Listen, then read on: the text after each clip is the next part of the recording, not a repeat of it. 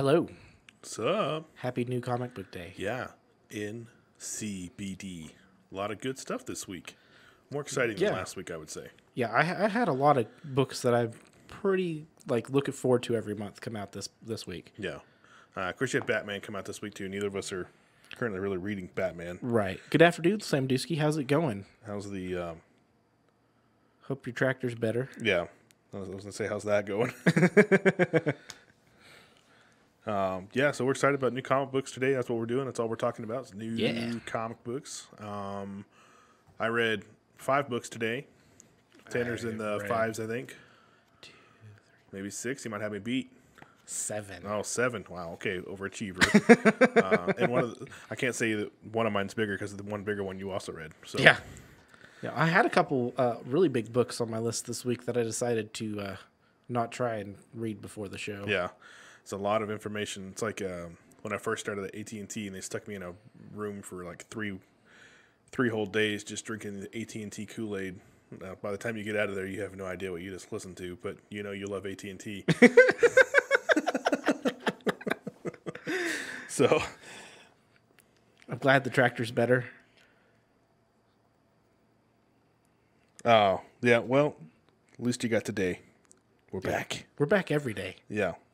They're even trying to do stuff on Mondays now, so we'll get to that, hopefully. And who knows, maybe we can start doing some replays on the weekend or something. Might as well, right? Yeah. All right, so you want to go first with something? You got more than I got to talk about today, so you might as well. Yeah, so I'll just go through the list of what I read first. I read The Worst Dudes, number 5. This is a Dark Horse book. Yep. Then I've got Last Book You'll Ever Read, number 3 from Vault. Joker, a Puzzle Box. I think this is number 3. Yes, 3. Yeah. Interesting covers for all those. They're really cool. Yeah. I like the covers. The Sumerian, Beyond the Black River. That one almost looks like a back page, actually. Like an ad. They all have the same style. Yeah, it's interesting. At least the cover A's do. I mean, yeah. Jennifer Blood, number 1, Dynamite. Yeah, that one kind of snuck up on me. If I would have realized it, we would have made sure and done something for it. Oh, yeah, because we are doing Sheena of the Jungle. Yeah, we're doing Sheena and a couple of holiday specials. Sheena, actually, we just threw up on the website Cool, last weekend. cool. So. Magic the Gathering, number 7. And then, of course, ASM 75. So that's what I've read so far this week. I guess I'll start off with The Worst Dudes. This was number 5, is the last issue in the series. Overall, it's been a fun read. It's very mature content, so Yeah. don't let your kids read this. It's MR. It's MR.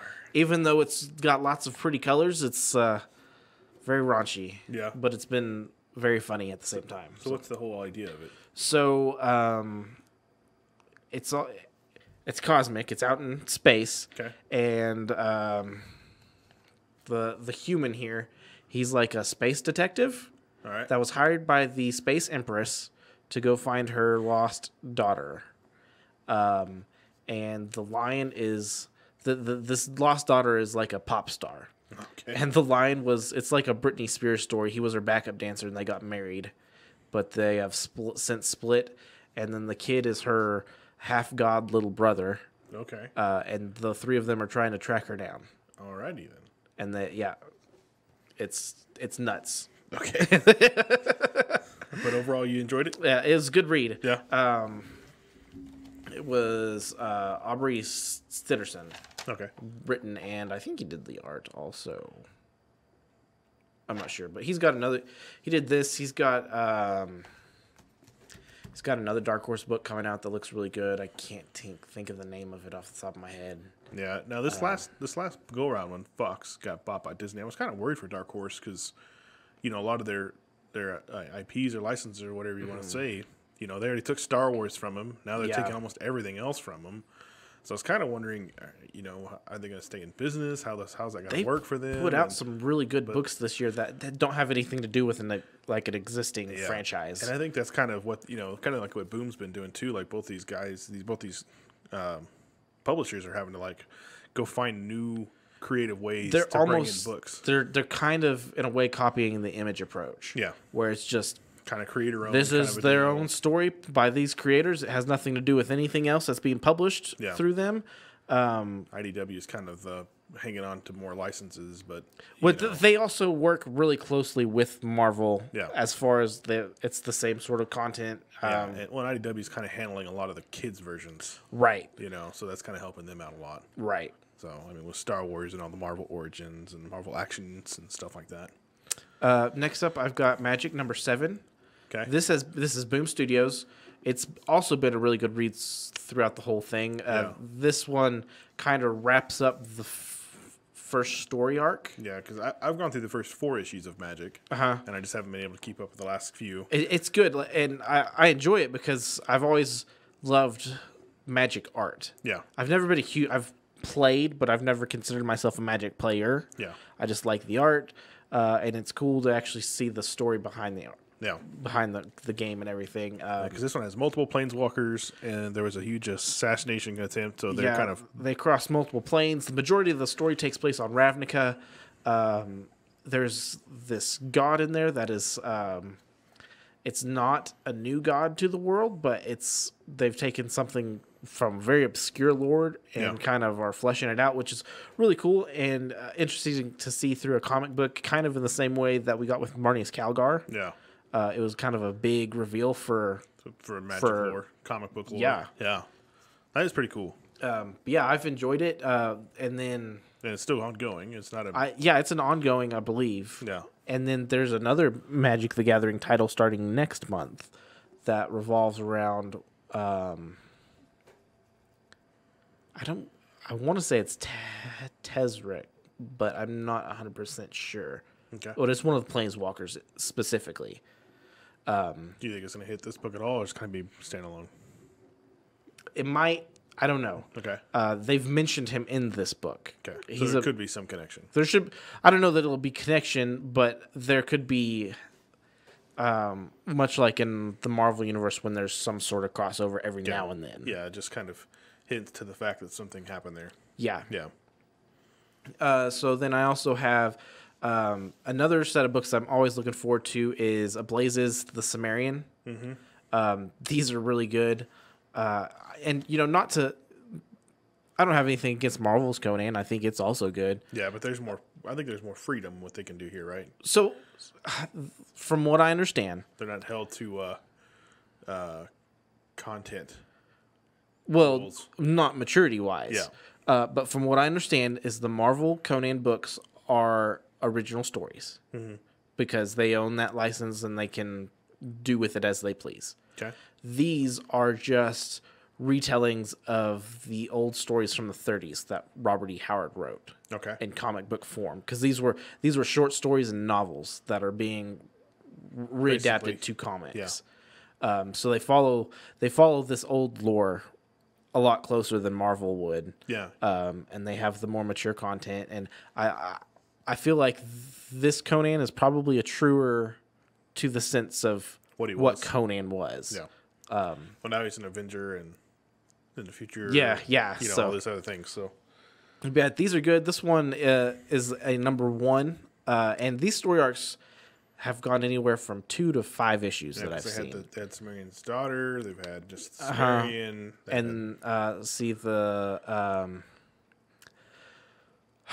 The Flesh Eaters Island place. I think there's another one that's like another #1 that I just ordered, or I don't know. So I've read up soon. I've read just two series over the summer. Yeah. So, which is nice. I mean, I like to see that Ablaze is, getting more and more. They only have 1 or 2 books every week, that come out. So, but it seems like a lot of people do like their stuff. Yeah, but these are always good. I highly recommend.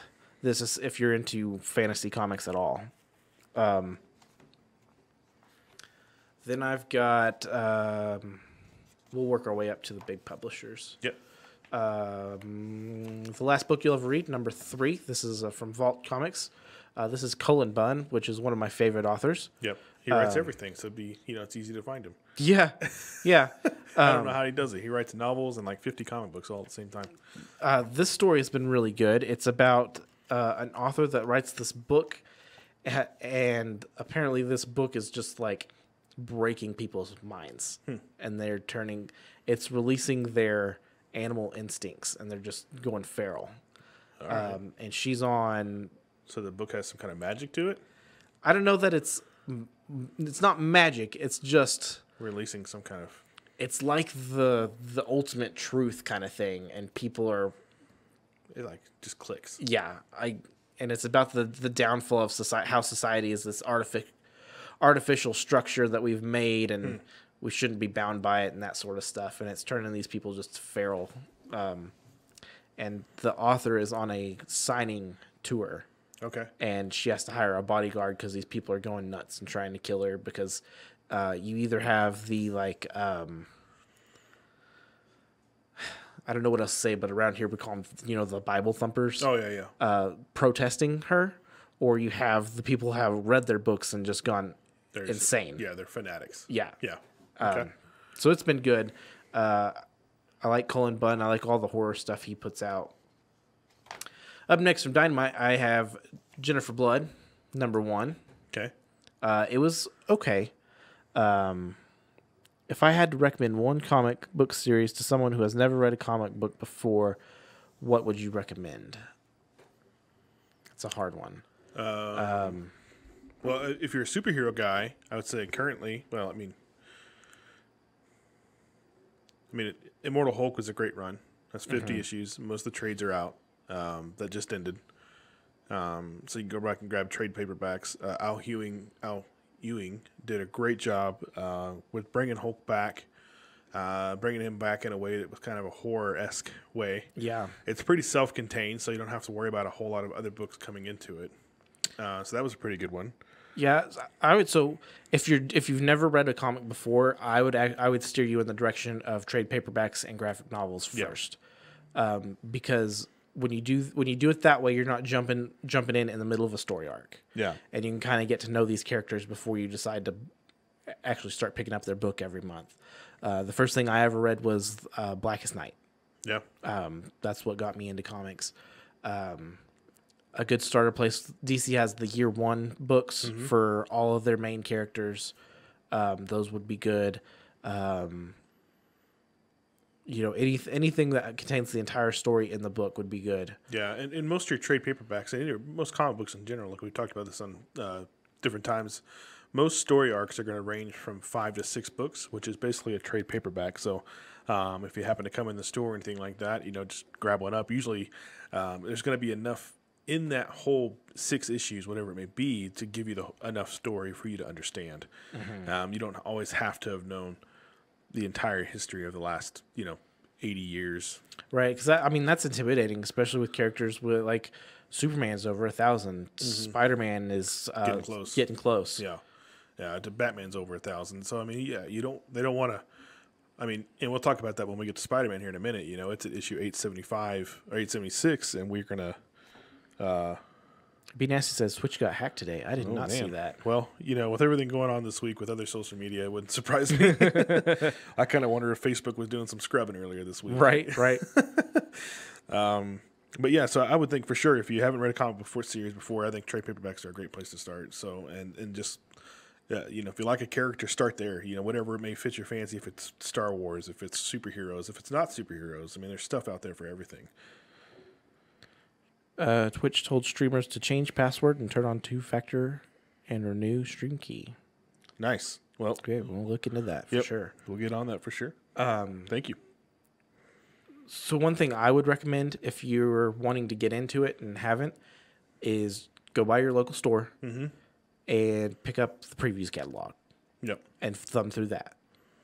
Yeah, and there's multiple of those now. So if you are a superhero Marvel guy, there's a Marvel one, there's a DC one, and then there's a big one that has most of your small pub. Independents, yeah. Yeah.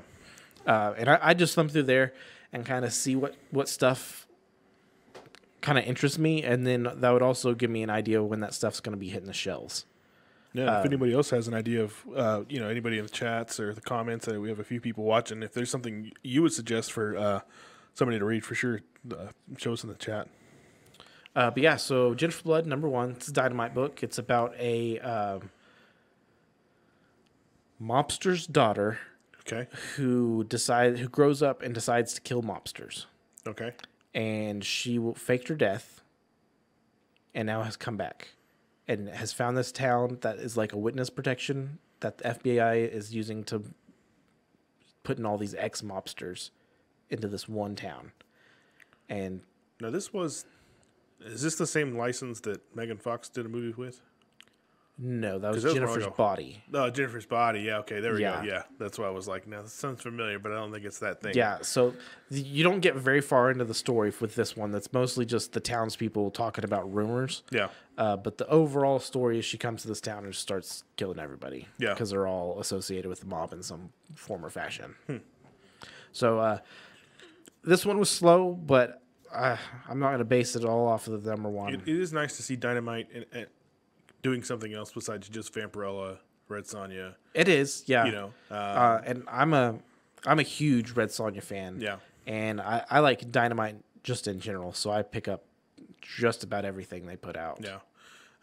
It's funny, in all of our retailer groups, everybody's always talking about, like, you'll see somebody go like, why are there 80 books on FOC for this week? And then everybody's like, well, 44 of them are Dynamite's extra covers because they're all... Yeah, because they have like 5 covers for every book. Yeah, which is fine because, you know, I mean, everybody can pick what they want. So, I mean, it's fine with me. So Right? I mean, and it's not like it hurts anybody to put out an extra cover. It's our motto around here. If you like the way it looks, buy it.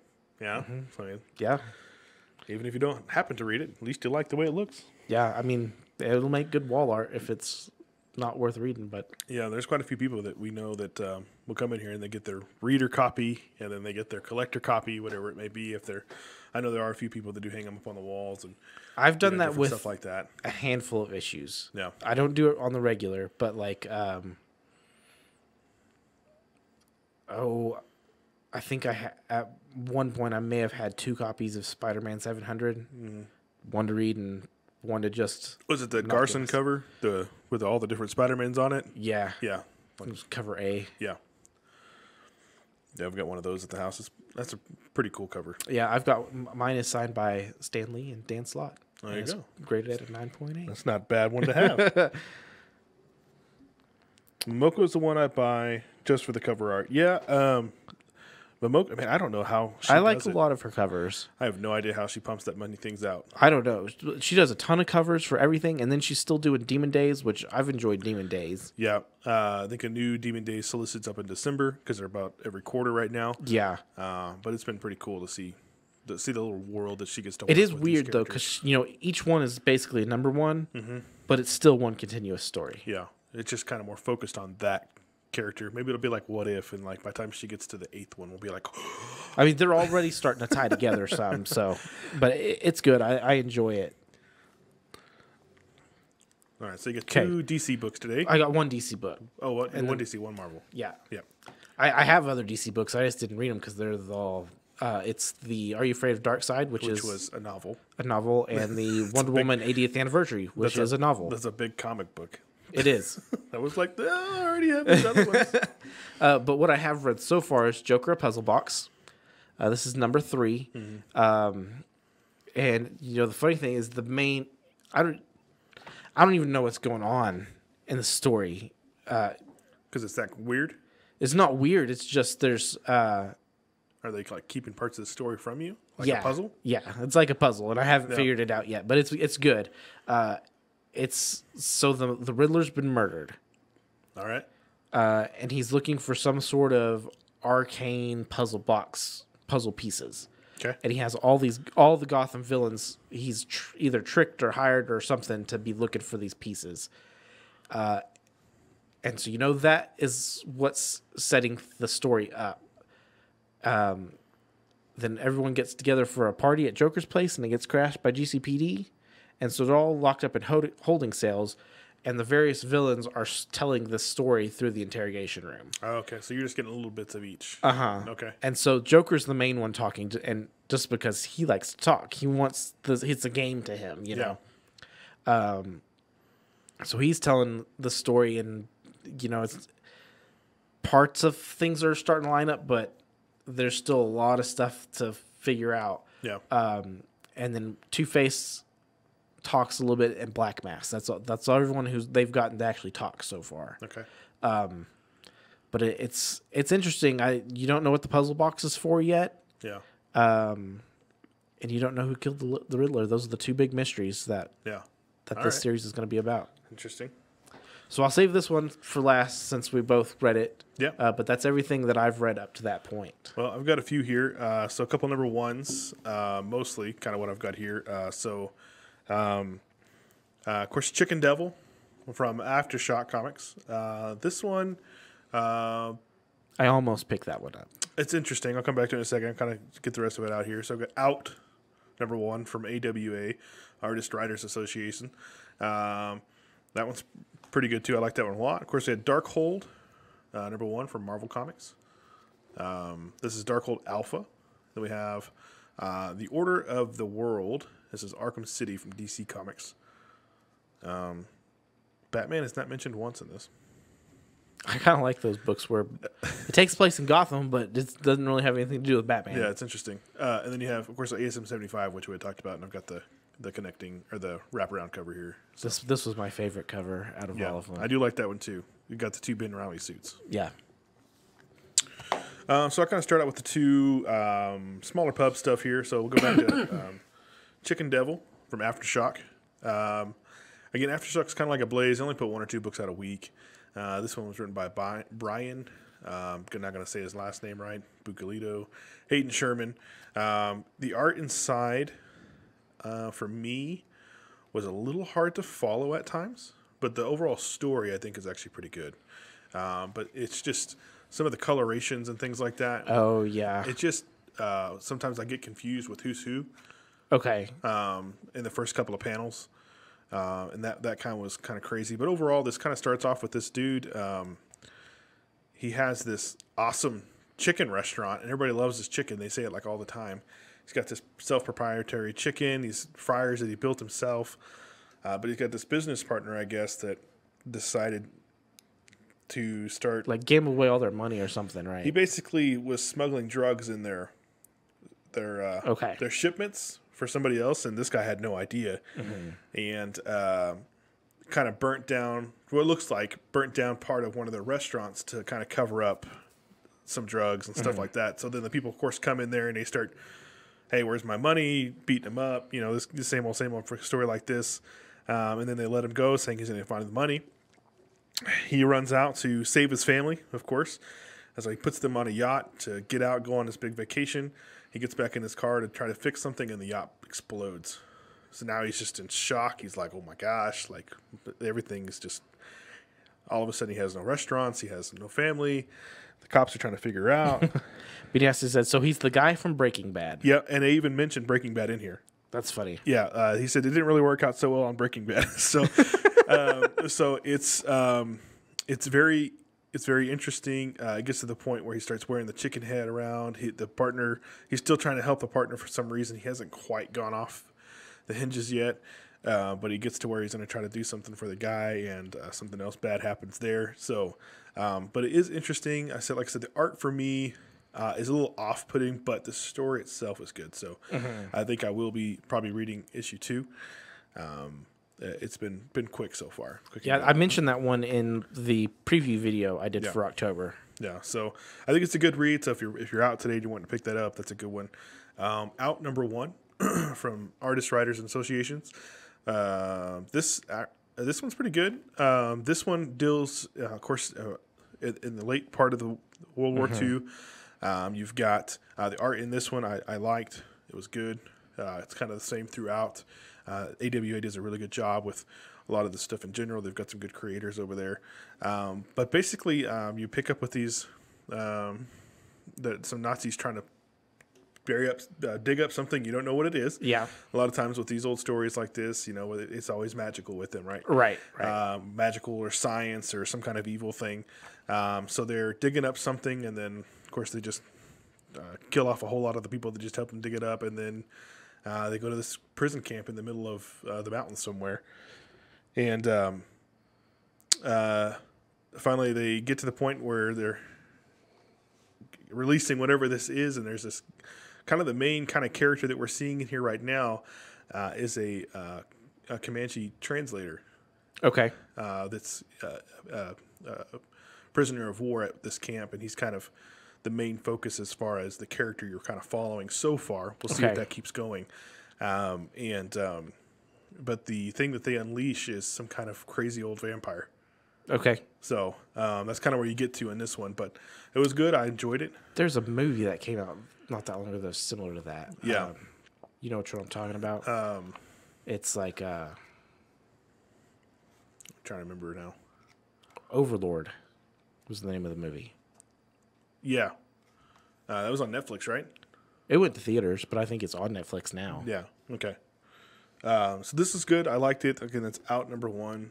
That one's written by Rob Williams, and Real Conrad is doing the art on that one. So I liked that a lot. That was pretty good. Darkhold Alpha. So this one is it's a mini series in a way. It is tied into some other stuff. I'm not really sure if it's completely. I don't think it's tied into other books because they're using other characters. I don't think so. But I know there are other, like there's Darkhold SpiderMan, Darkhold Blade. Right. There are, I would guess you would say, some first appearances in here. I think it's going to work similar to the way Extreme Carnage did. It starts with Darkhold Alpha, then you have the Darkhold, all the different characters, and then there'll be a Darkhold Omega at the end. Yeah. Yeah, and they've done that a few times with some different series, but this one seems to be focused on a few characters, but I don't think it crosses over in any other way or shape or form, but it does reference other stories, which is kind of interesting to me. Okay. But basically, you have Wanda and Doom who've had some history with each other recently. She's got this Chthon, I guess that's how you would say his name, the big baddie, who's trying to come into our realm and, of course, destroy everything. And Doom has found a way to find the original Darkhold, not a copy. Okay. And so he can read it, and he finds a way to go to this other place to face this Chthon character all by himself. And so she has to put a group of people together, these 5 characters together, to create a team to go and face him directly because she doesn't think Doom's going to be able to do it. Okay. So she gets what they need is a dreamer, a hunter, an artist, a stoic, and a fool. So those characters end up being Iron Man the dreamer, Blade the hunter, Wasp the artist, Black Bolt the stoic, and Spider-Man is the fool. Aww. So, but ultimately, so what they have to do is they have to read a little bit of the Darkhold so that they can become, I guess, aware of kind of what's going on. Because if you've never read it before, there's no connection. But if you read too much, you can lose your sanity. So I guess it gets to the point at the end of this where they feel like they lose. They read too much and they become something else. Okay. And so you get this whole new team here.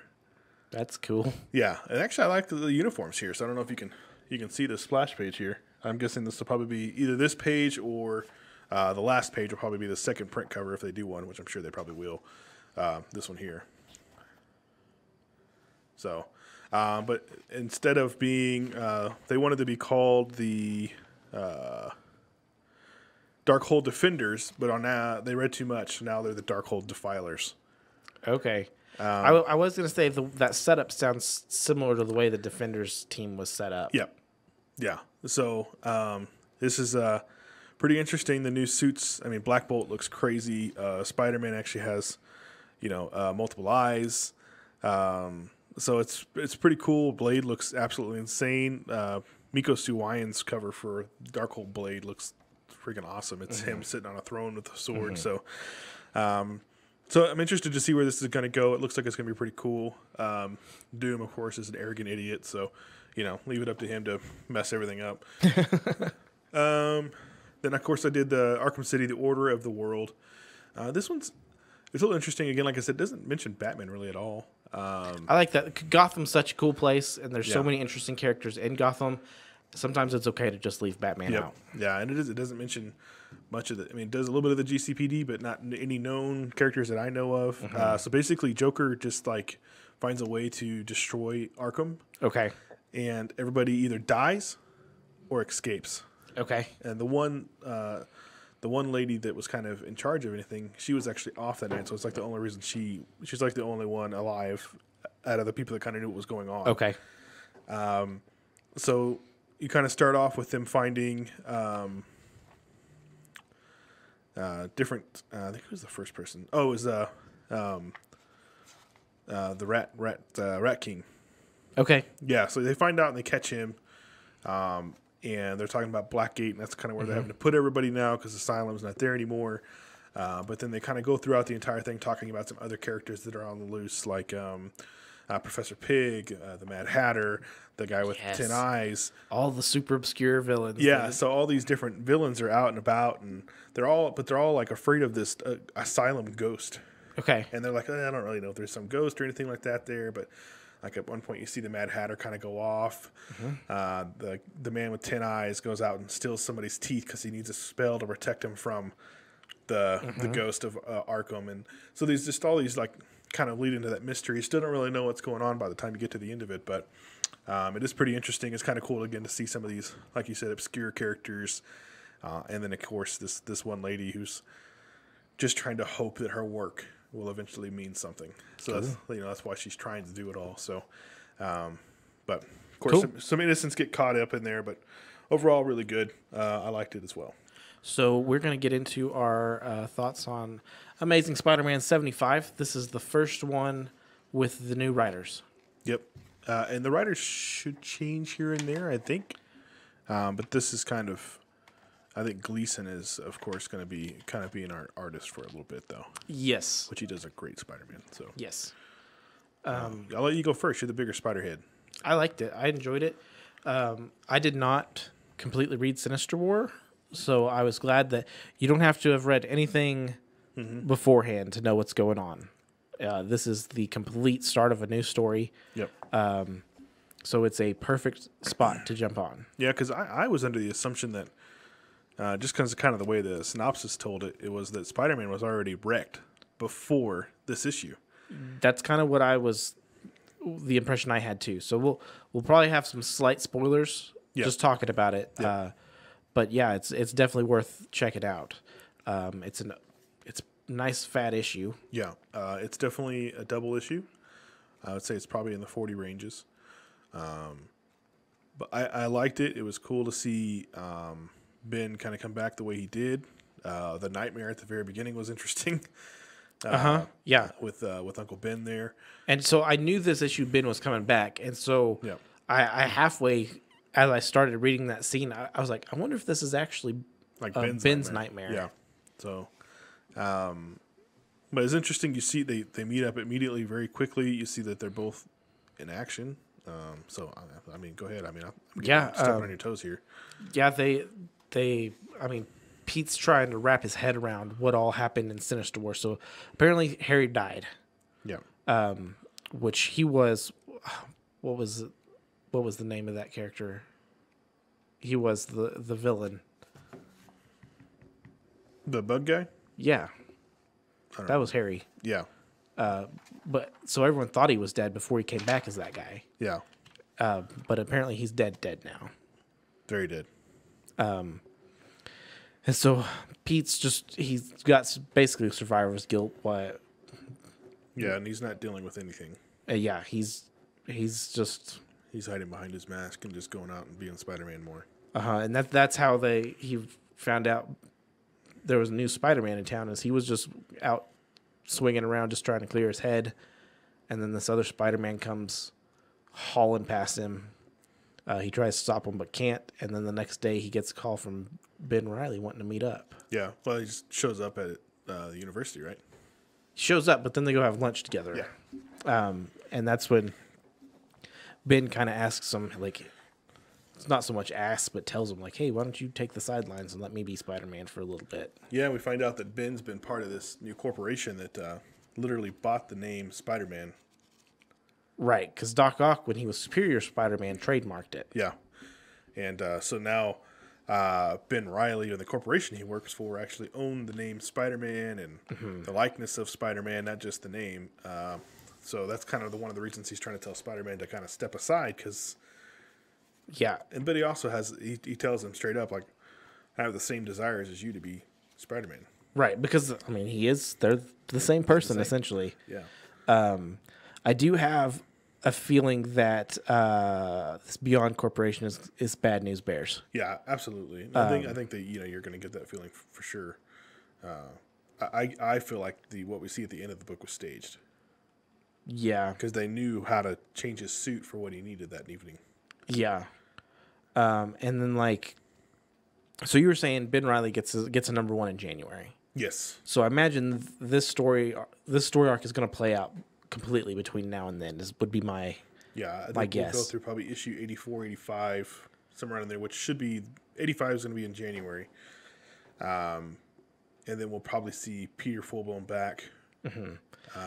And so you said that you thought that end scene was staged where they're fighting The UFOs. the UFOs, and Ben Reilly's suit has all this radiation protection built into it. It's basically like a Stark suit.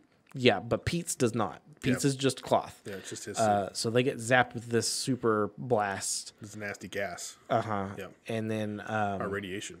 Yeah. yeah, and then it doesn't affect Ben, but it severely hurts Pete. The last couple of things you see is it's like from Pete's point of view, looking up at Ben as he slowly closes his eyes. Yeah. And then, of course, we've already seen the cover for 76, which is Pete in a hospital bed. Yeah, so we know that Ben is going to be Spider-Man for a little bit.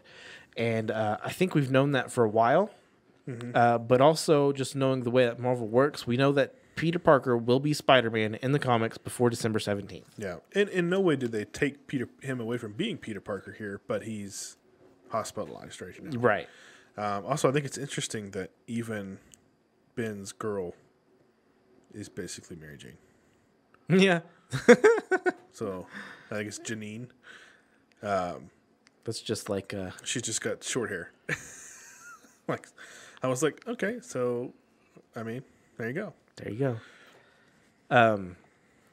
I am excited for Ben Reilly number 1. I hope that they go back to like the Scarlet Spider suit with the hoodie.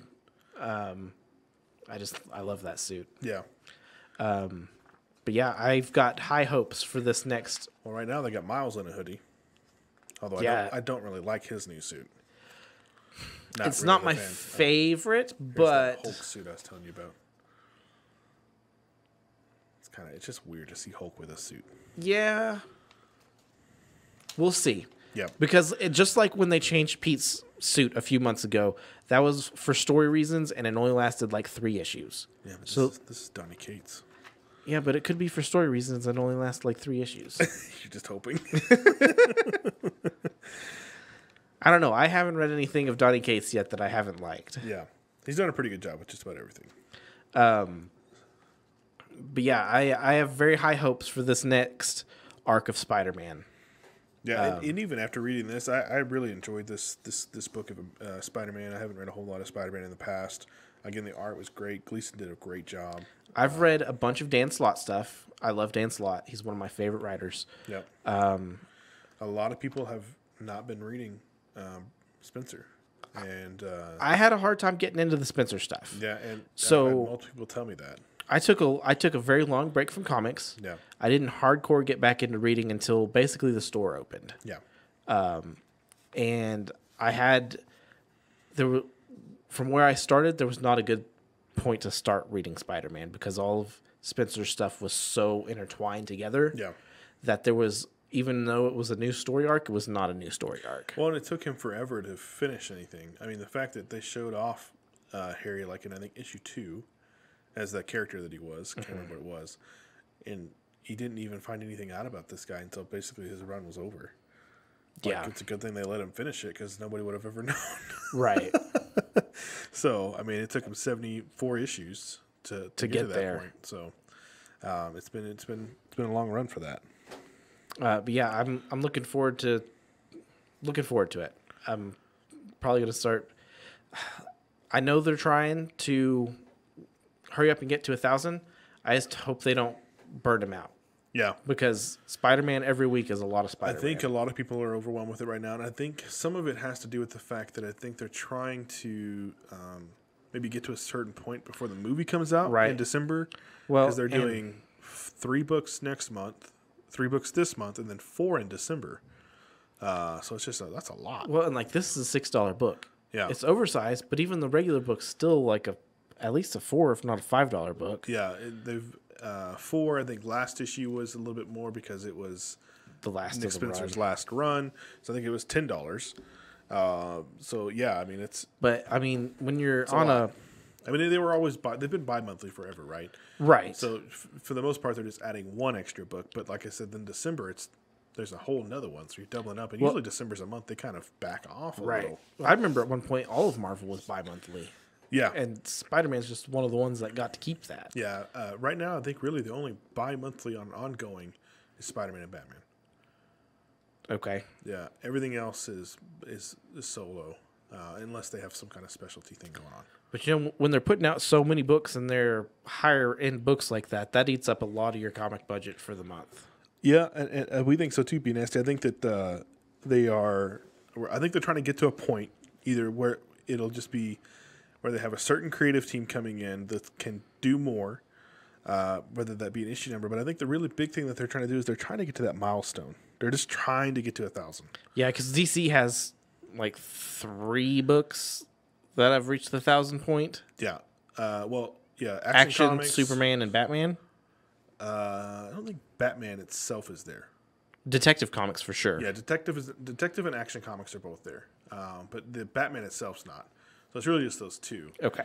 But you know they've got Flash, Wonder Woman, a lot of these other ones that at least hit 750, so they're pretty high up there. And you know, so those are getting closer and closer. And Marvel does not have an issue 1,000 yet. yeah, no, they made a Marvel Comics 1000 just to kind of have something that has that name. Yeah, but that's it.